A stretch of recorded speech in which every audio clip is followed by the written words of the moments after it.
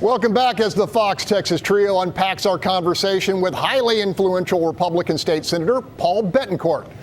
Now let's start with the chaos of November 8th in our state's most populous county. From your vantage point in Austin, Rudy, what do you make of the latest debacle?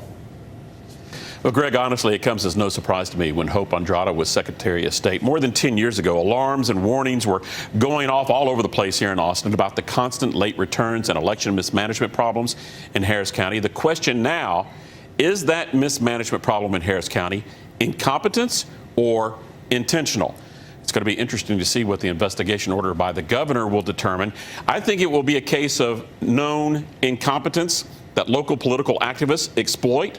It may not be illegal, but man, the optics sure are bad, especially when you have one side claiming voter fraud and the other side claiming voter suppression. Greg? Yeah, Stephen, as Rudy just mentioned, Harris County's Democratic District Attorney Kim Ogg has opened a criminal investigation and joined Governor Greg Abbott in asking that the Texas Rangers lead the probe. What's your take watching from Dallas County, which had none of these issues?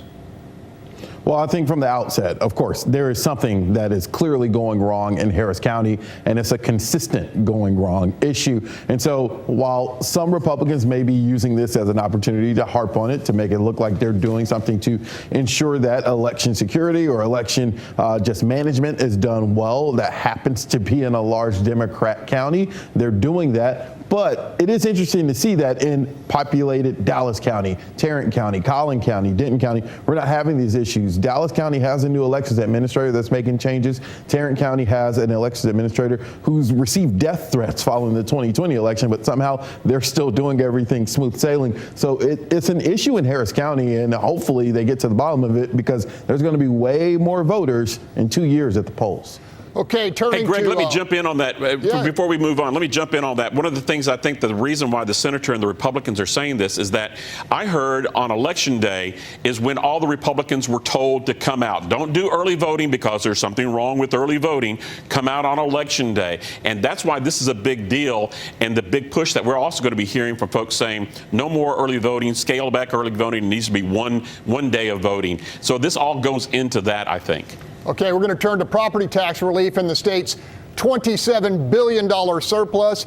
Bettencourt made no pledge near as concrete as what Governor Abbott was promising on the campaign trail. Rudy, could this be an indication that there's no done deal here on the size or form of relief? Yeah, I don't think that there's a done deal now, but in the end, I think senior party leaders aligned with the governor and lieutenant governor will eventually draw up another backroom tax cut deal formula. It will be similar to all the other property tax reductions that we've seen before that are quickly undone by county property tax assessors.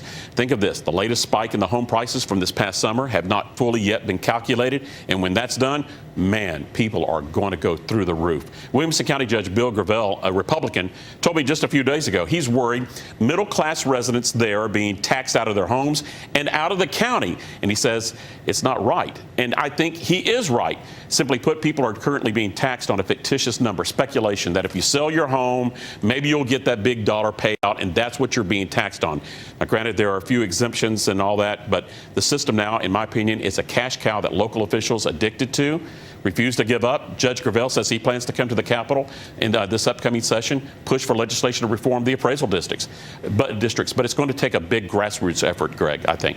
Okay, quickly, Stephen, $27 billion is a lot of money. House Speaker Dade Phelan was in Houston this week and described the surplus as mostly inflation-driven sales tax. He appeared to favor investing much of the windfall in the state's increasingly decrepit infrastructure instead of a one-time property tax cut.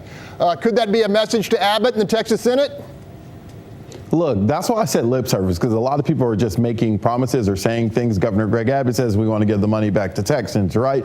But as Rudy mentioned, okay, if the counties are going to basically just offset it, the money's not really coming back to Texans. You got Lieutenant Governor Dan Patrick, who has floated the idea of giving a gas tax holiday. I asked Governor Abbott about that. He said his traditional answer of everything's on the table. We're going to look at it. And so it's a lot of money. It's a large pot. And let's not forget, more than $1 billion already spent on Operation Lone Star. That's going to keep going. That money runs out in January. So a lot of people are going to be pulling at this money. It is a lot of money, but we'll have to wait and see. Okay, let's leave it there. To see this interview and others, go to our Fox Station's YouTube pages. And keep the conversation going with us by interacting with us on social media sites like Twitter. And next week, the issue is another emerging legislative debate, expanding the marijuana compassionate use law to include chronic pain at a time when President Biden has jumped on the decriminalization wagon. We'll see you then, and let us know what you think the issue is.